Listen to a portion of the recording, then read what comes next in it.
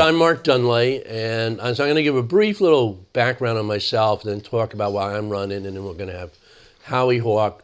And I could talk for a couple hours, so maybe after about 15 minutes, somebody should, cut me. So I was thinking about this on the way over, and unlike Howie, I was very apolitical as a high school person. In fact, did not get political until I went to college. And one of the people who my mother particularly admired quite a bit when I was growing up was Ralph Nader. And so I went to school at RPI, and a couple of weeks into the semester, somebody showed up from Ralph Nader's organization, and they said they were starting this new group, or going to try to start this group, eventually became New York Public Interest Research Group, or NYPIRG. And I just assumed everybody was going to show up at the meeting, and I get down there at the student union, and there's like 5 of us. And so I, spent 5 years. Basically, I was one of the co-founders of NYPIRG, and I was one of the first chairpersons of National PIRG. I was the first chairperson of National PIRG. But it sort of convinced me that, lobbying wasn't really the way to change things, and one had to do organizing. And when I graduated from law school, I literally hitchhiked to Texas and hooked up with this group called ACORN, Association of Community Organizations Reform Now, which is now New York Communities for Change. And I spent 3 years organizing with them in the South and the Southwest. Eventually became a state head organizer of both Iowa ACORN and Arizona ACORN. But one thing ACORN taught, it organizes low and moderate income people. And, I joined them because they had the reputation of being the best community organizers in the United States. Use the Saul Alinsky type of approach. And one of the things they always did was, they're always about how do you get power for low and moderate income people. And they always incorporated electoral politics into their work. Within 6 months of starting a new group, you were going to be involved in some type of election. So a lot of people don't know this, but in the late 70s, ACORN tried to start a national political party.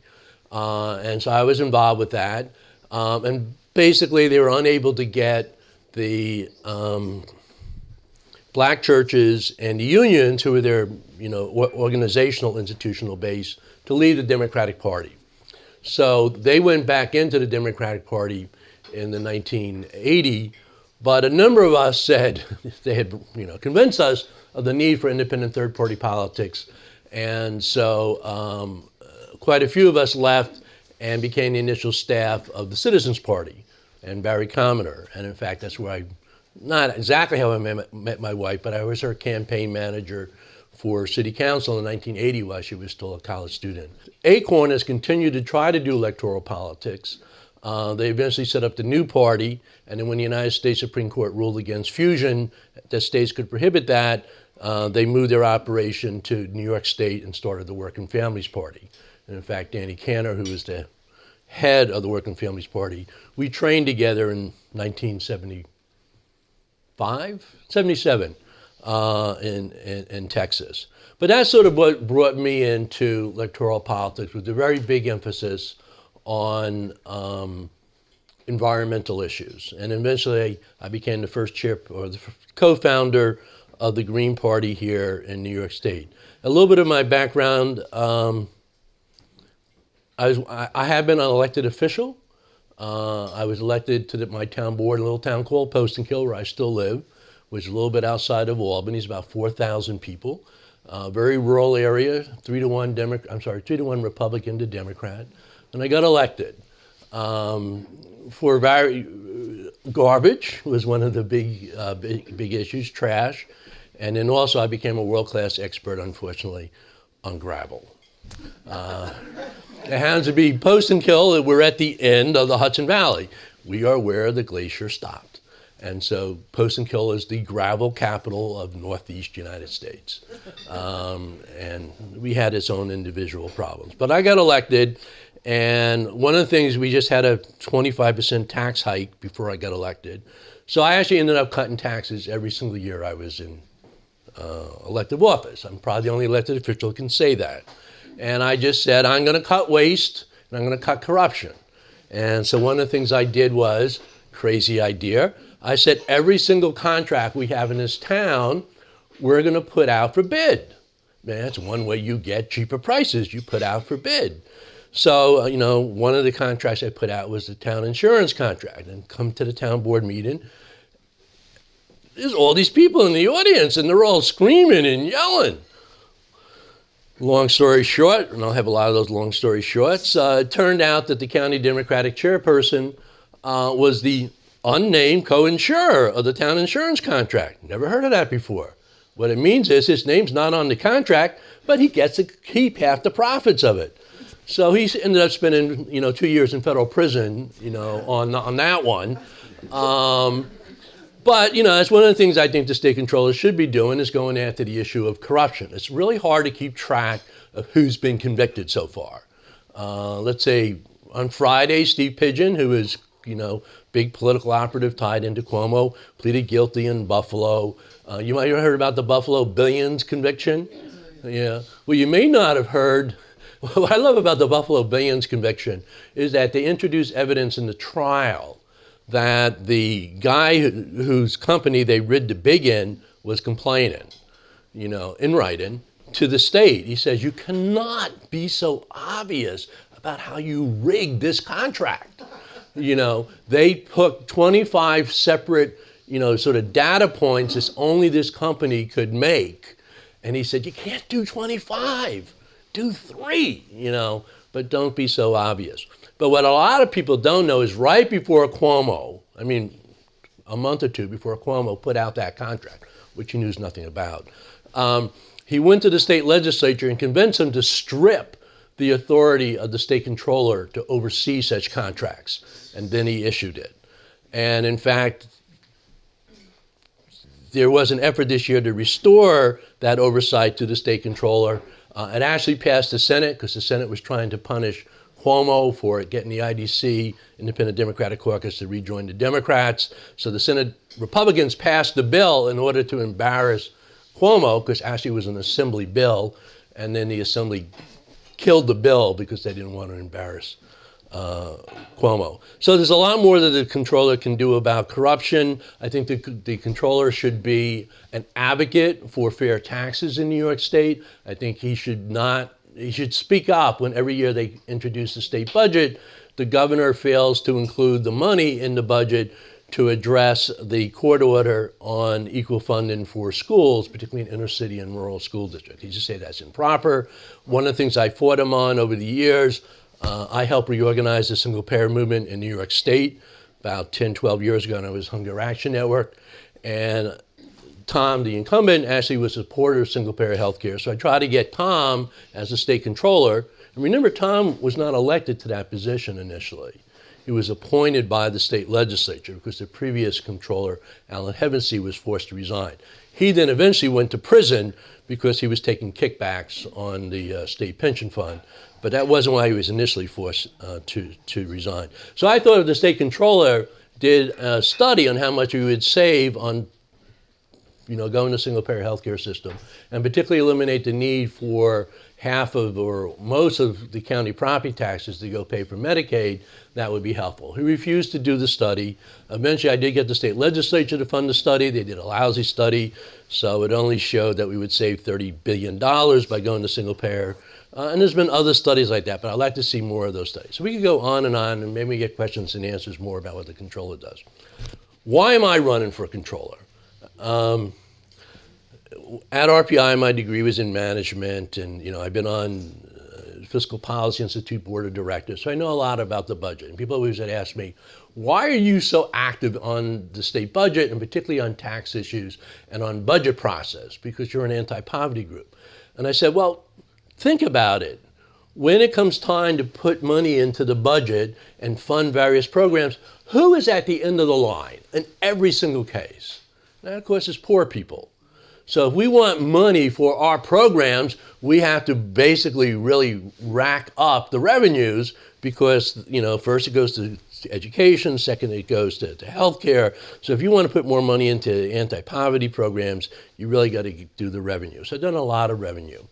But about 5 years ago, I basically came to the conclusion we're losing the fight on climate change. And that I thought that the skill set that I had learned over 40 years with ACORN and with Hunger Action Network might be helpful. So, wife not too happy. I just quit my job, had no job lined up, and began to work on climate change. You know, recently the New York Times said the planet is doomed. You know, they devoted their entire Sunday edition to that. And people argued, no one argued that they were wrong in their conclusion that the planet is doomed. They argued that the New York Times was incorrect in saying that in the 1970s and 80s, there was a moment in time when we could have done something about it because the Republicans weren't so opposed to taking action on climate change. That moment is past, and now it is too late. Climate change is acceleration, and there is both the probability that human civilization as we know it will basically end sometime within this century. And worst case scenario, you know, human beings go extinct sometime within this century.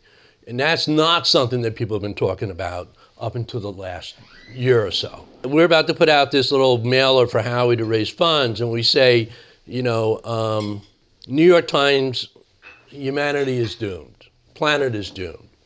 And then Green Party says, game's not over, vote green. We can't, if we want to change that scenario, we have to change our politics. And we have to change it immediately. Not 5 years from now, not 10 years from now. We can't be talking about going to 100% clean energy by 2050. We can't talk about, you know, in fact, in New York State, we only get 4% of the state electricity from wind and solar, and yet the governor has been blocking the development, you know, of community solar. We cannot have the governor putting $88 million into the state budget, as he has done, to build a frack gas turbine in a poor neighborhood in Albany, where they have been for a century subjected to pollution in order to provide heat to the Empire State Plaza. We have to immediately stop the development of fossil fuels. The United Nations last week, basically said we have to get rid of capitalism. That, you know, we cannot survive, you know, climate change under a capitalist system. We cannot allow the maximization of profit to be what determines our policy on energy issues. This is the United Nations. So, you know, and I argue with scientists. Paul's pretty good on this. Barry Commoner was really good on it. But a lot of scientists won't tell the truth about climate change. And, you know, they said, well, if we told the truth, people would be really depressed and really disempowered. So we got to sugarcoat it to give them hope. And I said, well, if you told them the truth about what's really happening, but tell them if they mobilize now, there is some hope, that's fine. But if you downplay the seriousness of what is going on, I mean, what you see at the poles are incredible. And the poles and the equator is where you're going to actually first see climate change occurring. I was reading one article by Daj Jamal and Truth Out, and they had this one little station up in the Arctic. And so, you know, 5 years ago, the temperature on July 6th was 30 degrees Fahrenheit. And basically, the last 4 years, every year, it has increased by 7 degrees. So in July of this year, it was 60 degrees. The Arctic Circle was on fire during the month of August. It was just burning because the drought had been, you know, the snow has been melting, the drought has occurred, it gets on fire. Sweden, which borders the Arctic Circle, climate change has become their big political issue because they are seeing what is going on to the north of them. It's not an issue here in New York State. It's not an issue in the United States. If you ask people now, the polls show that 75% of the public believes that climate change is a serious problem. If you then ask them, rank from 1 to 20, what are the most important issues for our government to deal with? climate change is about number 19. Okay, that's not going to solve the problem. So 5 years ago, basically, I started a campaign to get the institutions. Well, I didn't start the campaign. 350.org started the campaign, who I work with, to get divestment. We've managed to divest $6.2 trillion in 1,000 institutions. Blow us away, we've done that much. Actually managed to get New York City to divest. New York City is the third largest pension plan in the United States. Ireland, you're English, but Bill McKibben called me up and said, can you go deliver a 12-pack of Guinness beer to Tom DiNapoli after Ireland had divested? And if you do that, I'll tweet your picture around the planet. So I did that. And they wouldn't take it at the state controller's office. They said, we don't take gifts. I said, it's not a gift, it's a study aid. So we've been working for 5 years to get the state controller to divest. He refuses to do it. Because he was appointed by the state assembly, I knew we would have problems getting the state assembly to pass legislation to require divestment. Introduce a bill anyway. I thought if I could get 50 state legislators to co-sponsor the bill, that might convince them. Got the 50 state legislators. We're not moving that bill whatsoever. He won't even meet with us. So I decided to run for state controller in order to focus on that issue of divestment, that we need to take action on climate change. But divestment is symbolic, okay? And Howie will talk more about other things we need to do. We need to go to 100% clean energy by 2030. We need to immediately stop all fossil fuels and et cetera, et cetera. But that's the purpose of the campaign, is to really highlight climate change. And to be honest, when I go around the state and tell people planet is doomed, they don't believe it. And it's sort of like, well, can you study this? I mean, if the New York Times, which is a kind of mainstream magazine in my opinion, is willing to say that the planet is doomed or humanity is doomed, doesn't that strike you? Doesn't it strike you that Puerto Rico lost electricity for 6 months, and that most people, or half that people, also lost water for that period of time? And I always had thought that when we will get action on climate change is when a major American city is slammed by a hurricane and they do not recover. And I don't think people realize how precarious the situation was in New York City after Hurricane Sandy. And interesting, I always thought that the city that might really get knocked down and not come back up was either Tampa Bay or Orlando. And of course, the hurricane we saw last year was veering right towards that city and then veered off at the last moment. But a lot of people think the Green Party will come to power worldwide in the next 20, 30 years as climate change becomes a desperate situation. And I'm like, well, the problem is if you put us into office as the truck is going off the cliff, we're not going to be able to stop it. So if you want us to solve the problem, you have to do it now. Now, this other guy, this crazy guy, 8 years ago, he was running around the state because you irresponsible people in the southern tier, didn't like the concept of fracking. And so he was probably the first candidate to call for a ban on fracking. I realized a lot of activists were already calling on that. And he was attacked by the big environmental groups as being irresponsible.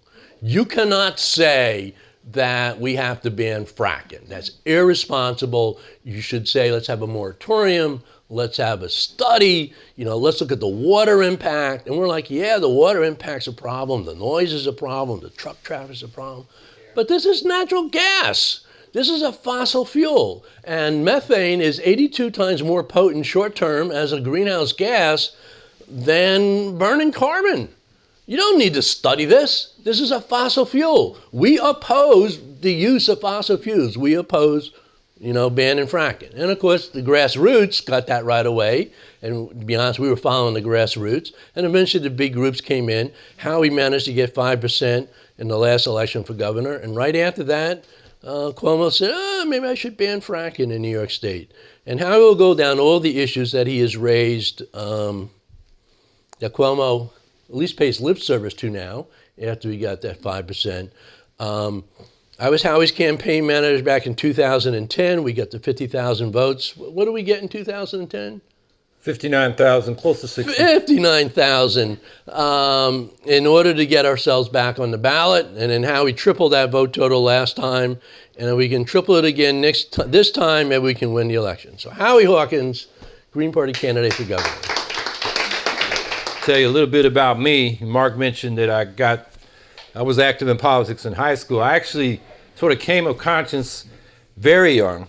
I was coming up in the San Francisco Bay Area, and it's the civil rights era, and I got Japanese cousins, half Japanese, but they came out looking like Aunt Yuki, so much so that Uncle Bill, he'd get teased, are you sure those are your kids?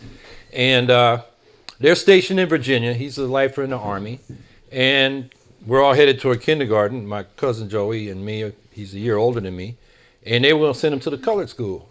And I'm thinking, looking around my community, which is multicultural, Asian, Latin, black, and white, and thinking, that would be terrible. I want to go to school with my friends.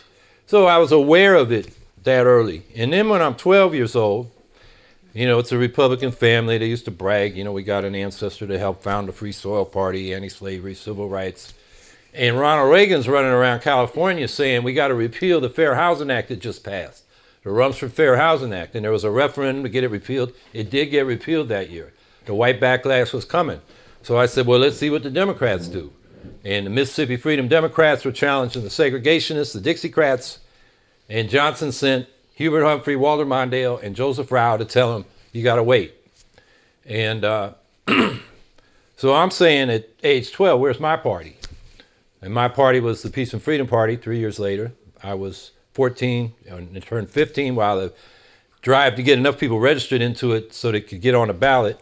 And I'm telling adults, and I had the forms, you need to register in this party so we can vote against the war and for civil rights, peace and freedom. And people would say, son, why are you so worried? I say, well, I don't want to get drafted for that immoral war in Vietnam. And they say, oh, don't worry about it. It'll be over by the time your number comes up. No, I got drafted, the war was still going on. So I think that was first of a lot of experience that told me my instincts were right. And I did work with, Ben Spock, 72, the People's Party, Citizens Party, Barry Commoner. And then in 84, I was at the first meeting where we started organizing the Green Party, actually right down the road from the last convention of the Citizens Party in St. Paul, Minnesota in August. And so people say, all right, let me just say, mainly I went to Dartmouth College, became a carpenter. We did green jobs before they called them that, solar and wind installations, energy audits. There were some tax credits for the high end that Carter put in, and Reagan pulled them out. And my little worker co-op that did that, most of the people went back to college. And I stayed in construction until the 90s, had a job for a while in nonprofit organizing cooperatives. And then when the money ran out for that, I went out to UPS and I was a Teamster for 17 years. And technically I'm retired now. I'm getting a little pension, which got cut by a bipartisan amendment to the ERISA Act. I won't go into all the details, but when I hear bipartisan, I reach for my wallet and I'm looking for the next war. And so, I think at this point, Mark laid it out really well. We've got to, make changes to solve real problems. I mean, this state has so many problems. The corruption is, unbelievable. I spoke at the Global Citizens Festival. It was broadcast on MSNBC, and I said, among the elite, we got mass corruption. But among the poor and working class people, we got mass incarceration. I was talking about bail abolition and speedy trial in the Khalif Browder case. You heard about him, accused of stealing a backpack. He wouldn't cop a plea, which, over 90% of people do when they're accused. And he was locked up in Rikers for 3 years, 2 of them in solitary confinement. He got beaten by gangs, by the guards, really traumatized him. And he took his life 2 years after he was released. His brother, Hakeem Browder, ran for mayor of New York to get justice for all the Khalif Browders locked up in Rikers Island and around the state, thousands of people. And so these are, some of the issues. But the problems we can't solve. We got 3 primary dates in the state. And everybody says that confuses the voter. We should find one date. They can't do that. Lead poisoning. This creates mass disability. There's a lot of attention you may have seen in the news about how 1,400 children have tested over the federal limit of 5 micrograms per deciliter in their blood in New York City. And I guess that may be in public housing. Anyway, it's single-digit percentages. In my city of Syracuse, 40% of the children are above that standard. Same in Buffalo, 40%. 38% in Utica. I mean, this is criminal neglect 47 years after the Surgeon General issued an urgent warning. Test the children, treat those that are over the limit, and remediate the source. Still not done. And we got austerity imposed by the state on our local governments, so they can't even inspect all the units, let alone inspect them for lead and remediate. So this is a problem that is not technically hard to solve. And in half a century, we haven't solved it with the people we've got in power now. So our slogan this year is demand more. Mark mentioned how Cuomo had to respond. He couldn't take that 5% for granted. He wants to run for president. He wanted to get more votes than his father got, more votes than he got in 2010, and he got less. His percentage went down, so he had to look at what we were talking about. And he made some moves, not far enough, like the $15 minimum wage. It's $10.40 here, right now. He said it yesterday at that Global Citizens Festival. I got to the $15 minimum wage. No, he didn't. In fact, upstate, we get to $12.50 in 2021, then they're going to study it. It's still a poverty wage. So they're not solving problems. So demand more means, first of all, like Ralph Nader says, we need to raise our expectations of what we expect from government. And first thing is, they got to stop being crooks, bid rigging, straw donors, bribery, kickbacks. The leader of the Senate, the Speaker of the Assembly, Cuomo's top aides, and a lot of big campaign contributors who were getting favors, and that wasn't enough. So they start bribing people like Joe Percoco, to build that competitive power ventures plant, bid rigging in Buffalo, and there are only a few firms that had any chance of getting that job. I mean, they have no restraint. We got to get them out of there. So that's the first thing. Second thing is more reforms. We get a bigger vote this time, they can't take us for granted. And I'll explain that in particular in respect to climate change in a moment. And then the third thing is we need more than piecemeal reforms. We need system change. We need an ecological socialism based on social ownership of major means of production. Cooperatives in the private sector and public agencies and enterprises need to be democratic.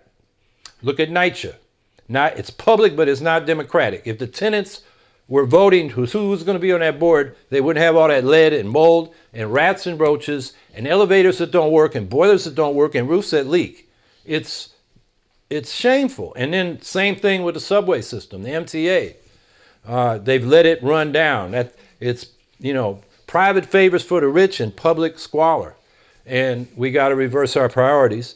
And the only way to do that is to have an economic democracy so we can have political democracy. Because capitalism concentrates the wealth that translates into concentrated political power, and they run the society. Look at our elections. Mark gave me this quote from Boss Tweed. You can vote for anybody you want as long as I get to pick who the candidates are. So what do we have in our electoral system? We have the money primary before we have the voting primary. And the candidates go to the rich folks, and basically they're like entrepreneurs asking for investment in their enterprise. And then the rich pre-select the candidates. They have a primary. The one that has the most money usually wins. And then they go to the general, and both parties have done that. We didn't choose those candidates. They were chosen for us by the 1%. And in this state, the 1% has grown in their share of income every year. In 1980, they were getting 12% of all the income. Now they're getting 31%. And that's why the power is more concentrated as well as the income and wealth. So we're demanding more, and what we summarize the platform as is a Green New Deal for New York. And we've been running on this 3 times. And what we really mean by that is we got to fulfill the full New Deal. Is FDR laid it out in his last State of the Union address, where he said we need a second Bill of Rights, an economic Bill of Rights. Everybody ought to have the right to a living wage job if they can't work because they're too old, too young, disabled, or taking care of people that need aid. They should have an income above poverty. Everybody should have a decent home, comprehensive health care, a good education. We don't have any of those things guaranteed in this society. Democrats have had majorities in both houses with a Democratic president. Every president from Truman to Obama. We've had it in New York State. Hasn't happened. They're not going to do it because they answer to the donors, not the voters. So, and I say And then we call it the Green New Deal because we got this climate crisis and a lead crisis and a whole lot of environmental problems. So we got to address that, and we need to add to these rights the right to a clean and sustainable environment. And so I'm just going to talk about how we're going to implement those different rights. And the full employment comes by an emergency plan to move to 100% clean energy by 2030. Hundreds of thousands of good jobs in construction and manufacturing, and the multiplier effect of that. We have a study from Mark Jacobson and scientists, engineers, and economists at Cornell and other New York institutions, came out in 2013, said it's technically and economically feasible to do it here in New York. Not only would it create this economic boom in these jobs, it would cut electric rates in half by their estimate, because you don't have to buy the fossil fuels or the nuclear fuels. The sun shines, the winds blow, the rivers flow. We got the natural energy around us. We just need to build the technology to harvest that energy. And it ends up cutting the electric rates. A decent home. We need to not just fix NYCHA, but expand public housing. Housing should be a human right, should be regarded as a social good. That's what New York said when they did public housing before it even went federal. That was in the 30s. Different concept than the kind of mentality we have today, where the only way you get affordable units is to subsidize some private developer. And I won't go into all the details, but they obviously haven't done it. So the most cost-effective way to do that is build public housing. It needs to be democratically accountable. And I think it can be a jobs program, because it's good construction jobs. An energy program, because we can build them all to be net zero carbon when they're built. It can be a desegregation program. We have the most race and class segregation of any state in the union. Nothing down in the deep south is as segregated as we are, as well as an affordable housing program. Comprehensive health care.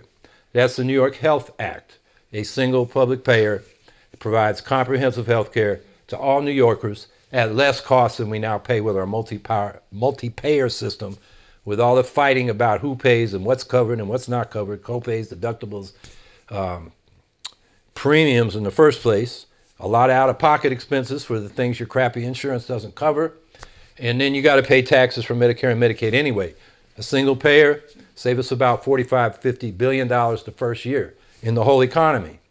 And the right will tell you, oh, you're going to double the government budget. Yeah, but we're going to save ourselves money. Don't be dogmatic about it being government instead of private. If we're saving money and we're getting the health care better, let's go for it. Okay, what else? Education. I'm running with a school teacher like I did last time. Last time was Brian Jones, this time Gia Lee.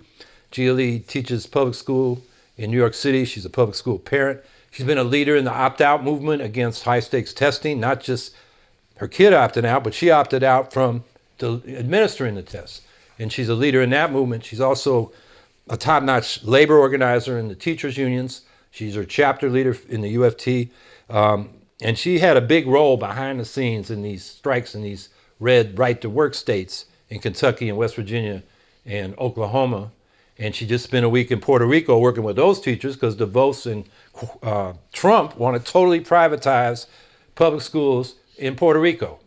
And the hedge fund guys love that because they can double their money in 7 years. And that's what Cuomo has pushed on New York. High stakes testing, the bottom 5% of the schools are defined as failing.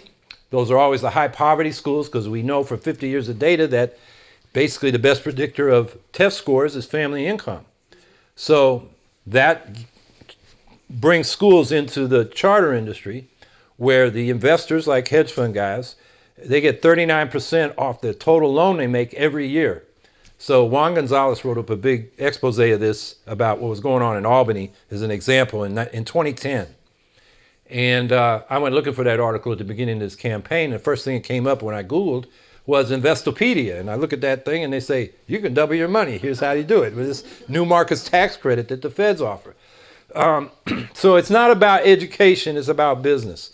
So we're saying fully fund the schools, opt out of high stakes testing, and begin a serious program of desegregation, because that's the one reform that has really closed the achievement gap where it's been done.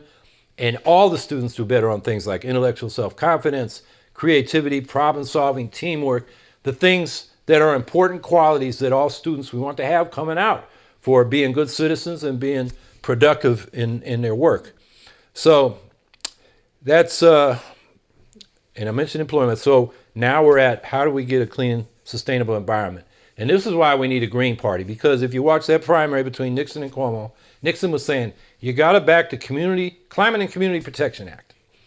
And Cuomo hasn't. It's passed the Assembly 3 times.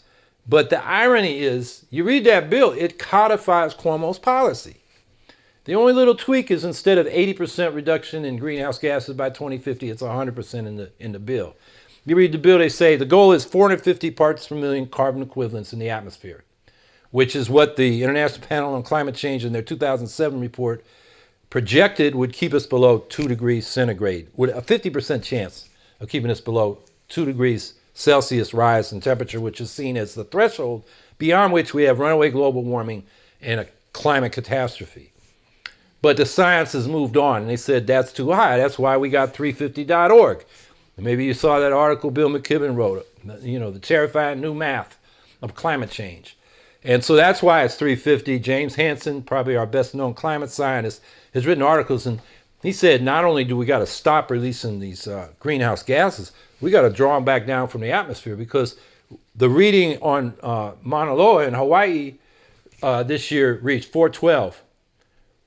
And we need to get to 350. So we got to restore agriculture so it draws, we revitalize soils, which are now just holding, in chemicalized agriculture, they just hold the plants. They're not living ecosystems, and you can bring a lot of carbon back into that part of the biosphere. And then we got to do reforestation in a lot of places around the world, at least. So that's where we're at. Another thing about the Climate Community Protection Act, it says our goal is 50% clean electricity by 2030. That's Cuomo's goal.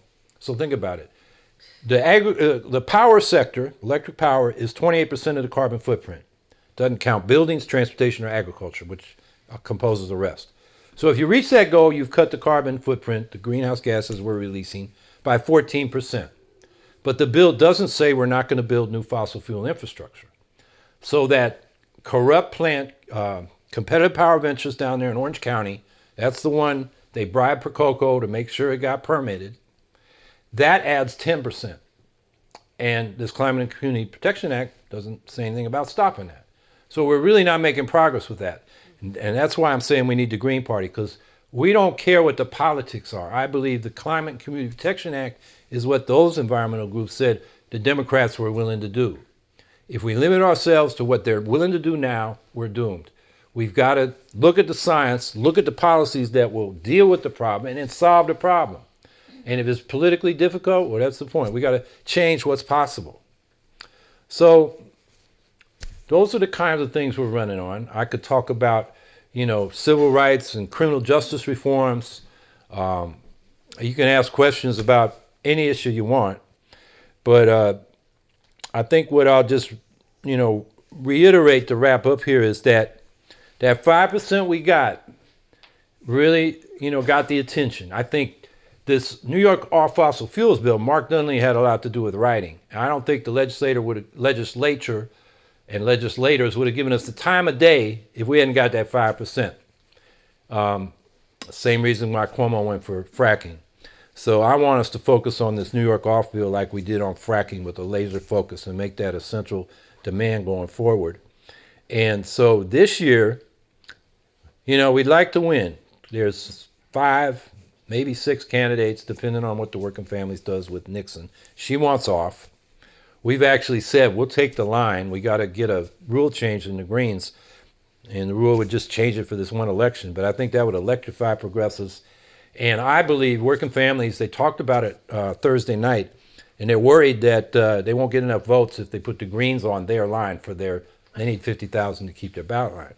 I think they'll get more votes on their line with us than with Cuomo. Cuomo's, he's past that use-by date, his shelf life. People are tired of him. The only reason they're voting for him is they're afraid of what he calls mini-Trump. I think that's a little cruel to Molinaro, but he's a Republican. People don't want Republicans, especially in the Trump age. So we'll see what they do. I know they're having some discussion, and we can go into more as to, their constraints based on their funding and so forth. But I think we can have a huge impact in this election.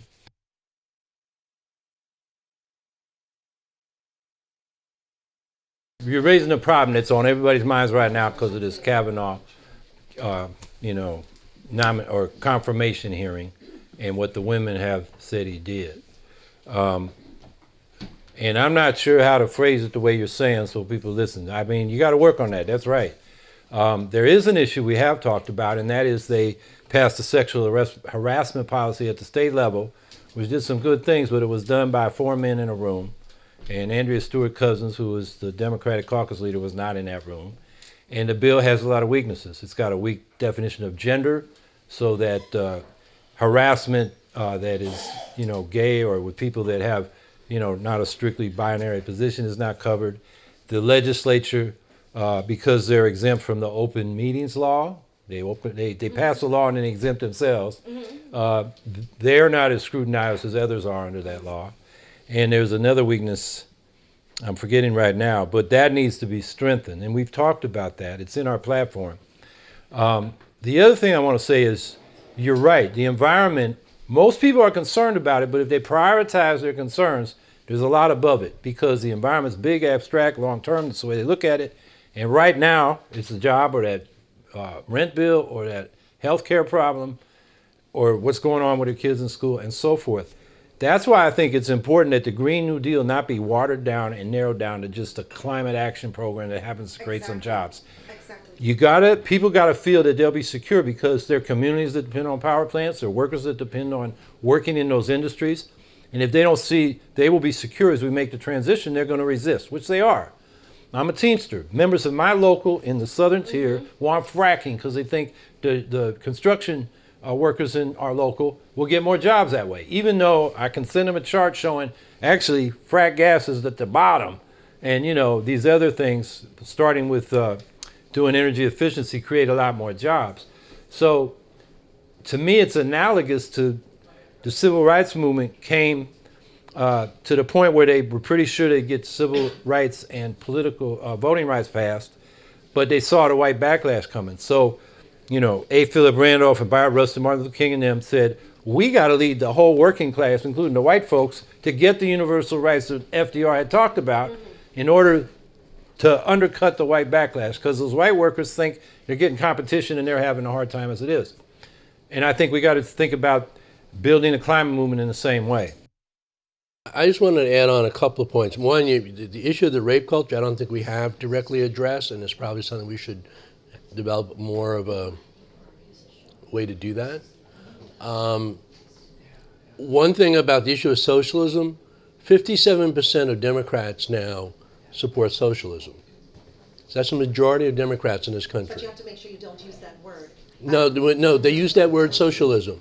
And only 43% of Democrats support capitalism. So that's been a major, major shift in recent years. Now, of course, the Pope, not very good on women's. And you can't say that to people who like the Pope. Well, but if you also look at the Pope's climate encyclical, very anti-capitalist. You got to get rid of capitalism. And he did make the point that we will not solve climate change if we don't solve the oppression of particularly poor people and people of color. Correct. I don't think he addressed women.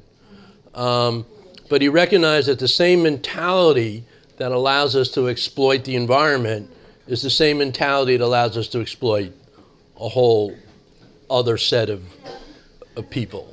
And that was a sort of a step in the right direction. Though my wife and I went to our Catholic church. We were living in Brooklyn at that point, on the weekend after the encyclical come out to see what the pastor would say. And he said absolutely nothing.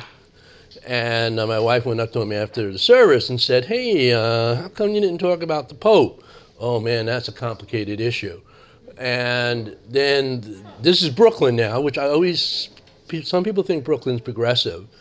And so the bishop of the Catholics in Brooklyn wrote that the main message of the Pope's encyclical about climate change was oppose an abortion. And we were like, what? And he said, yeah, because Abortion is the biggest environmental issue. Oh, good Lord. It's, in that womb, and we're attacking that womb. And that's how, and this is Brooklyn, that's how they translated the encyclical. And that was last time we went to church there. Increasingly, people that can't pay their bills, particularly the rent, end up homeless. We've had an epidemic of homelessness since Cuomo took office. The rents are too high. There's no policy to really try to deal with that. And then when you're homeless, you're subjected to criminal violations, vagrancy, trespassing. And then, a lot of people, it's not just people that got addiction or behavior problems, it's just poor people, single moms. And another thing that happens is you get a minor violation, a traffic ticket, you can't afford to pay it, it mounts up, and then, they get you for criminal neglect, and you're going to, spend time in the county jail to work off that fine, and then you're in jail, you lose your job, your apartment, then you might get into more serious violations, then you might lose your kids. That's the kind of thing that happens. And what I talked about earlier with Khalif Browder, a lot of people can't make bail. That's a racket of a business. It preys upon the poor. All these, elites, Sheldon Silver and Dean Skelos and Joe Prococo and, the guys at Core Development and Elaine Calieros, the economic czar. They didn't wait in jail for their trial. They made bail, and they had the high-priced lawyers, and they still got convicted. Khalif Browder, he had a $3,000 bail, accused of stealing a backpack. He couldn't make bail, and he wouldn't cop to a plea, which most people do to get out of jail and keep their job and, get back to their apartment or whatever. And so the price he paid was 3 years, and then the DA, when the case finally came around, said, we don't have any evidence, dropped it. So Khalif spent 3 years, 2 years in solitary, got the crap beat out of him many times, and, he was broken when he came out. That's the criminalization of poverty. Khalif, his only thing he did was be poor. That's what we're talking about. Yeah, and one thing I'll say related to that, I worked for the Hunger Action Network for, 28 years and Acorn before that. And you remember in 1992, Bill Clinton and Newt Gingrich ganged up, bipartisan effort, to end welfare as we know it. And, they repealed the old ADC program, the Aid Dependent Children, and they began to impose work requirements. Now, I will say a lot of people we represented, when they heard that welfare reform was going to be turning welfare into a jobs program, they thought that was great. Yeah. They were like, where's my job? Because that's, when we, as an anti-poverty advocate, whenever we would ask, at shelters or at soup kitchens what people wanted, they would say a job. And of course, it was not a jobs program, but it was basically putting people, more and more hours in order to receive your benefits. And now they're talking about doing that with Medicaid. They've talked about doing that with public housing. And, one of the things I became involved with, And SNAP. SNAP food stamps. Well, they already have it for food stamps. And they actually have it already for public housing. We said, oh, there's another ADC program. And, that's the Aid to Dependent Corporations. And, how much money we give now in economic development in New York State? $10 billion a year? $8 billion. $8 billion. So much more than we're giving to poor people. Why aren't we imposing the same rules?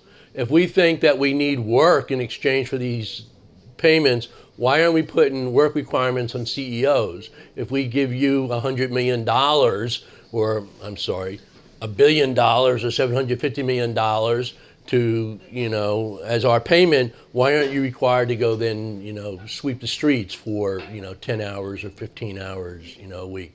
Why do we impose these penalties on poor people in exchange for these inadequate benefits? And yet for the rich who have much more massive benefits, we don't do that. Or, and I would not at all support doing this, but the subsidies you provide under the farm program. If we ever tried to put work requirements onto farmers in order to get subsidies, people would say we're nuts, but yet we do that all the time for poor people's program. And of course, we always say any program in America that is designed to help poor people is by intention designed to operate poorly. And that only if the program is designed to operate for all people, like say Medicare or Social Security, then that's a little better operated. So we always are like, put more people into any program, because if we only have poor people in it, it's going to be a lousy program that is often very punitive. Question is, how do we attract businesses without giving them bribes, basically, you know, subsidies, grants, tax breaks? And you kind of link that to the question of socialism.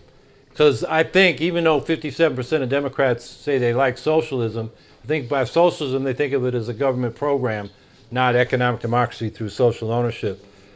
And just to finish with that topic, the question earlier, you know, was suggested that socialism, you can't use that word. I think what has changed since when I came up in the McCarthy era and the whole Cold War, really in the last couple of years, is it's no longer a conversation stopper, it's a conversation starter. And so now we can talk about what we mean by socialism.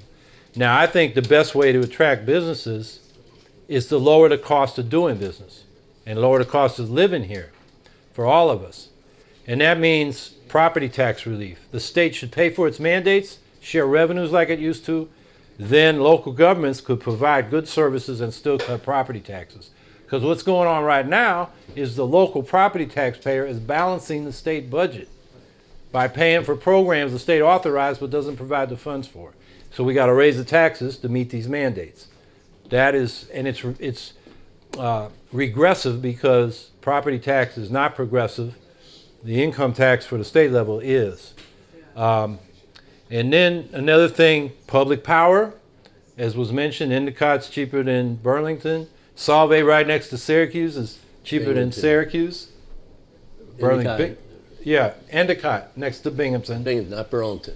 Yeah, Burlington. I was actually at a NIPAN meeting. There's a guy from Burlington, a friend of Bernie's, talking about economic development up there. So what else? Single payer health care. That lowers the cost of employers providing health care for their members. Public broadband. The State Public Service Commission says Time Warner, now Spectrum, didn't fulfill its deal when it merged into Charter to build out the service to underserved rural and inner city communities. The state said sell it. We say take it over and help communities set up broadband, community broadband, which we have a study out earlier this year from Harvard saying it provides better service at lower cost. So in all these ways, we can, the public sector, services and infrastructure are the public avenues of private commerce. And if we provide them well and at low cost, then this becomes a great place to do business. Instead of Cuomo handing out benefits to his campaign donors, which isn't about economic development, it's about maintaining the money machine for his political career. And, you know, we can see the results. And the last thing I'll say is that we should sometimes invest.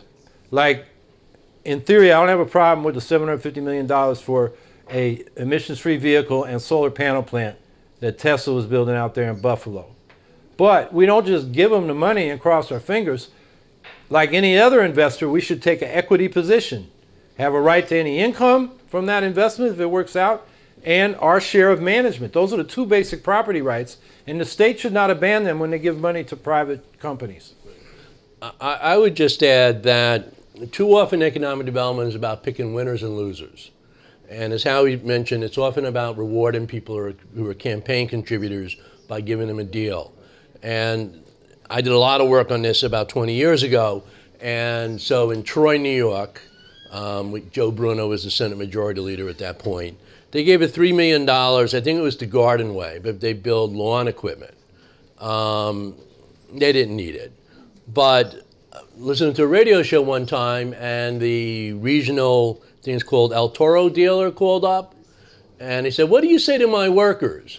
Because I'm out there selling the same equipment as Garden Way is selling, and now the government is giving $3 million to subsidize their operation. What are you going to do about all the jobs that, you know, are now threatened because my dealers are put at an economic disadvantage because you selected another company to give this benefit to? And one of the things we worked on was you're promising jobs. Well, what happens if you don't create those jobs? Do we get our money back? Like, I know Dave used to run a nonprofit here. And I was in a nonprofit for 30 years. If you gave us money to build 500 housing units and we built 20 of them, not only are we giving the money back, or at least most of it, we might be going to jail. And instead, these guys, when they give it to the private sector, they get their photos with the politicians. Well, that happened here, yeah, too.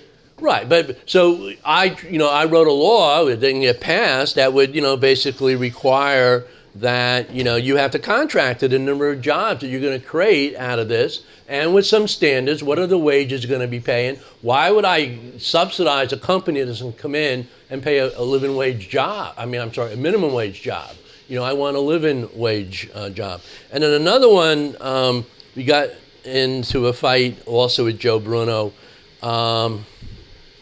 Multi-billion-dollar company, Canadian.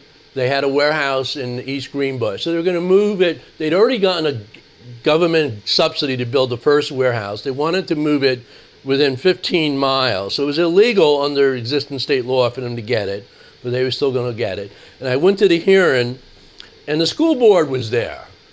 And they said, when you talk about giving out these tax giveaways, you guys up there, it ain't your taxes. It's our taxes. And especially in Saratoga County, the tax giveaways is for the school budget. And so you're giving away $2.5 million to this multi-billion-dollar company, and who's going to make up that shortfall of $2.5 million in our school budget? You're not going to give that. And a lot of times when you do this type of thing, not only have you given away the money for the schools, but you're going to bring in new students, because workers are going to come move into the community if the jobs work, and we're going to have to educate them. And they rattled off the numbers. So, this should not be, it's a slush fund. It's not about, really job creation.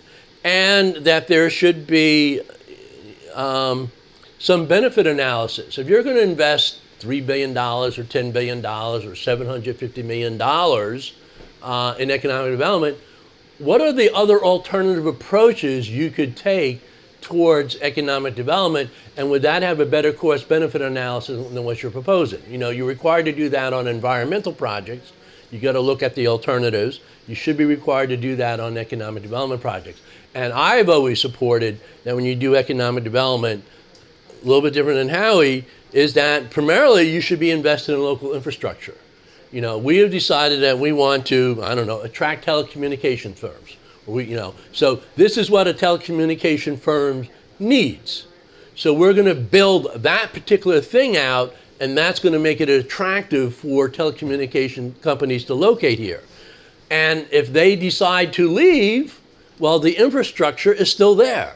So we still own it, and we can attract somebody else. Right now what happens often is basically when that 5-year award for $10 million or $15 or $20 million runs out, they leave and they go someplace else. And in many cases, these companies say, we would have come here regardless of the tax subsidy that we were provided. But my board and my shareholders would be really mad with me if I didn't take money that the government was offering to me anyway. So it's a habit. It's like, well, I know I can extract $5 million from the local government in order to build here. Why wouldn't I do it? It's part of their business plan. Right. They decide where they want to go. Like, say they want to go to Syracuse, and then they'll go to Syracuse. We're thinking about it, but Youngstown and Scranton are offering us money, and then they'll go to tell the same story to all three cities. So they get in a bidding war, and that's your race to the bottom. I do agree with Mark. That's what I mean. The public avenues of services and infrastructure, you lower the cost for everybody, and you make yourself attractive. But maybe where we differ is I think sometimes you do want to pick winners. Like, we need to jumpstart the solar panel industry, and I'd rather have it here in New York than importing it from China. Right. So that investment in Buffalo Billion, in theory, was good. The way it was done, corrupt. You just give them the money. That was bad. Yeah, and one other thing, I don't know how much time we have left, but as I'm a big single payer supporter, and I don't know, 10 years ago, when did we do the auto bailout? That was 2009. 2009. So When nine Obama came in. years ago. So I think it was General Motors said that we're thinking about closing down all our factories in North America, in the United States, and moving it to Canada. Because Canada has universal single-payer health care, and we will dramatically lower our costs for health care if we move everything to Canada. Because right now we're paying more than $1,000, I believe, per car for health insurance for our workers, and that's more than we spend on steel at this point for each individual car. And so if you have those type of programs, businesses would actually flock to New York State because you can lower their cost of doing their operation of business. So why aren't the big businesses supplying pressure in these? GM and Ford, why aren't they doing that? So I mean, one of the things I used to do is I would have a meeting once a year with the New York State Business Council. This is when we were sort of revitalizing the single-payer movement, and you know, there was a lot more interest in the legislature, and so they thought, well, I should meet with him because he's doing this. And I'd always end the meeting saying, you know, you have a choice here. You can either side with the vast majority of your businesses and support a plan that will lower their operating costs, or you can commit economic suicide and stand in class solidarity with the insurance company against most of your employers. Good. Which is it going to be? Thank you for coming in, Mark. But I would ask that would always be my last question at the end of the meeting, just to make that point to them. Yeah, they can pass it on to the consumer, those big oligopolies and like auto. And they have a tremendous interlocking board of directors. You know, we talk about the conspiracy. You know, their conspiracy is right out there in front. They just, you know, they're all together on the same board of directors. And in fact, one conspiracy is that the woman, Vicki Fuller, who is the chief investment officer for the state controller, and she has led the fight against divestment. She just retired. The day that she was retired, they appointed her to the board of directors of the Williams Company, which is a major fossil fuel company, the Williams Pipeline and the Constitution Pipeline. So she will show up, I don't know, 4 times a year, 6 times a year for a board meeting. She'll get paid $300,000 for that. While she was at the New York State Pension Fund, making the decisions on investment, she increased their investment in this particular company from like $50 million to $160 million. I know they ended up at $160 million. I'm not sure exactly where they started. But she also got involved in proxy war fights, basically supporting the management of the company getting huge bonuses. And, you know, she gets rewarded with this $300,000 position for no work. And, you know, they don't see any problem with that. And it's like, did you investigate, you know, what type of communication she was having with the Williams companies over the year? Or just like, well, we don't need to communicate with her. She did a great job for us. We're going to, you know, reward her with a nice little, you know, position. You save a lot of money from bureaucracy, because the way it works right now, a doctor needs 2.5 people to do the paperwork for every, to get paid by the different insurers. So they got to look up, what does this plan cover? Is this procedure covered? And then they submit the bill to the insurance companies, and a lot of times they say no, just on principle, because they don't want to pay. The more they don't pay, the more they got in their pockets. So then you got to fight. So now you got to go to court. The bureaucracy for private insurance averages 30% of the dollar we spend on the paperwork. In Medicare, a single payer program for seniors, it's 3%. The other big savings is from undercutting the monopoly pricing, because you get a big single payer, they can bargain with the drug companies, and they can bargain with the medical supply companies. And then you cut down this monopoly pricing, which raises the cost. The VA does already, right? The VA can do it, but Medicare is barred from doing it by these idiots in Congress. Yeah. So those are the 2 main savings. That's how it works. And, you know, a couple other savings which they never talk about If you cover everybody, and I mean everybody, you eliminate some other costs. For instance, one of the things that would go down dramatically is automobile insurance costs. Automobile insurance? What does that have to do with health care? Next time you pay your automobile insurance bill, look how much is going to bodily injury. Probably half. That's right. Okay, if everybody is covered, you do not need to pay for bodily injury because it's already being paid somewhere else. So your costs go down. Workers' comp costs go down.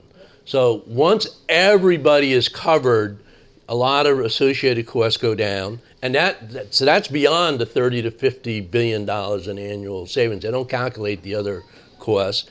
And you also begin to reconceptualize your whole healthcare system. We don't have a healthcare system in America.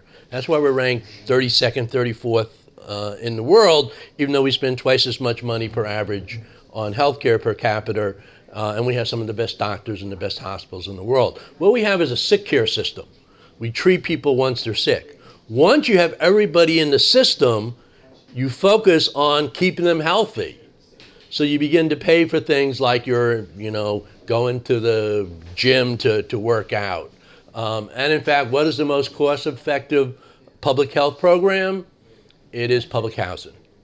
If you put money, or affordable, if you put money into housing, that dramatically reduces the issue of illness. But once you have everybody in the system, then the system begins to focus on keeping people healthy rather than trying to deal with them when they're sick. And because people are not covered, or even people on Medicare are covered, but you still have this upfront cost you may not be able to pay, you postpone your medical treatment until you're really sick, and then it's much more expensive to fix you once you're really sick, as opposed to going to that doctor immediately when you discover the problem and getting it cured. Or if you got crappy health insurance, you don't want to pay the big deductibles, you don't want to pay the copays, so you wait, and then you go to the emergency room, and that's more expensive than a regular, clinical situation. So there's a lot of ways we'll save money.